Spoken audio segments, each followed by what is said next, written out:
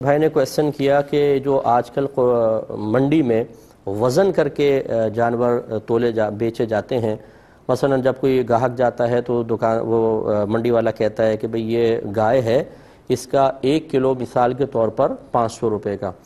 اب یہ نہیں پتا ہوتا کہ وہ کتنے وزن کی ہے اور جب تلے گی تو کتنی قیمت اس کی بنے گی۔ گاہک کہتا ہے چلو ٹھیک ہے، میں منظور، وہ دیکھتا ہے کہ ہاں اندازہ لگتا ہے کہ شاید یہ سستی ہی پڑے گی، پھر وہ تول لیتے ہیں اور بعد میں اس کو قیمت دینی پڑتی ہے۔ اس کا کیا شرعی حکم ہے؟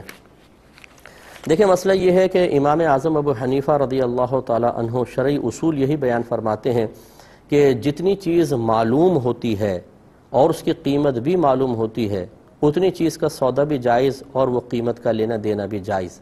لہٰذا اگر اس نے کہا کہ اس کا 1 کلو اتنے کا ہے تو پھر 1 کلو میں تو سودا جائز ہو سکتا ہے، لیکن کل چونکہ اس کا وزن مجہول ہے یعنی نامعلوم ہے اور پھر اس کی وجہ سے قیمت بھی نامعلوم ہے، لہٰذا یہ سودا ناجائز ہوگا۔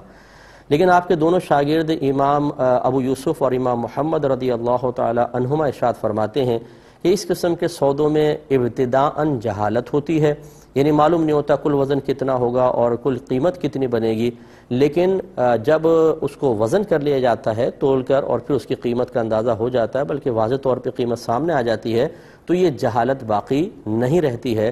لہٰذا انہوں نے اپنے دور میں اس قسم کے مسائل میں جواز کا ہی حکم دیا، اور ہم بھی اس بات کو پسند کرتے ہیں کہ چونکہ یہ خرید و فروخت اب ہماری منڈیوں میں بہت زیادہ رائج ہو چکی ہے، اور عموماً یہ یاد رکھیں کہ کسی بھی چیز کو مجہول رکھ کر سودا کرنا یعنی غیر معلوم رکھ کر سودا کرنا یہ جھگڑے کی طرف لے جاتا ہے۔ جیسے اکثر آپ نے رکشے میں دیکھا ہوگا، کوئی بیٹھ جاتا ہے، ابھی کتنے پیسے لوگے؟ ارے جی جو مرضی آئے دے دیجئے گا، بیٹھ گئے۔ اب جب اسٹاپ پہ اترتے ہیں، کتنے پیسے؟ 200۔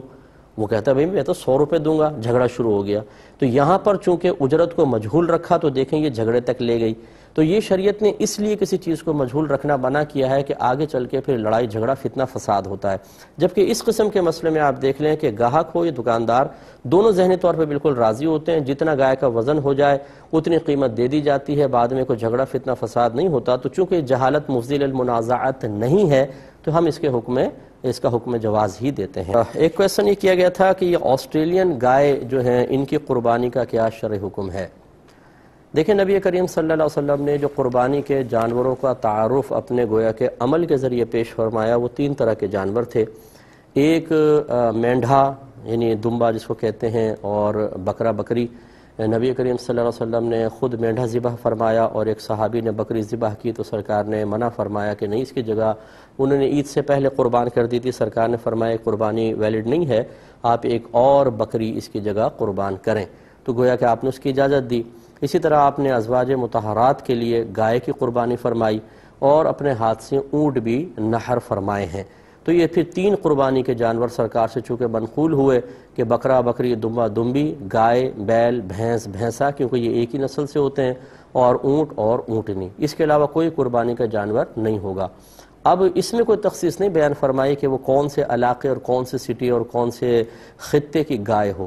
سرکار نے جو گائے ذبح فرمائی، یقینی سی بات ہے وہ عرب کنٹریز کی گائے تھی، وہ تو یہاں پر نہیں ہوتی ہمارے پاکستان میں، تو کیا مطلب اب پاکستان کی گائے قربان ہم نہیں کر سکتے ہیں؟ تو اسی طریقے سے اگر آسٹریلیا کی گائے ہے اور واقعی وہ گائے ہے تو پھر اس میں شرعاً کوئی حرج نہیں ہے، چونکہ وہ گائے ہے۔ اب چاہے وہ آسٹریلیا سے نسبت ہو، اس کی US سے ہو، UK سے ہو، لیکن چونکہ وہ گائے ہے تو اس کی قربانی شرعاً بالکل جائز ہوگی۔ ناظرین، اگر آپ ایسی ہی مزید ویڈیوز دیکھنا چاہتے ہیں تو ہمارا ARYQ TV کا چینل سبسکرائب کیجئے اور بیل آئیکن کا بٹن دبانا نہ بھولیے تاکہ آپ سے کوئی پسندیدہ پروگرام مس نہ ہو جائے۔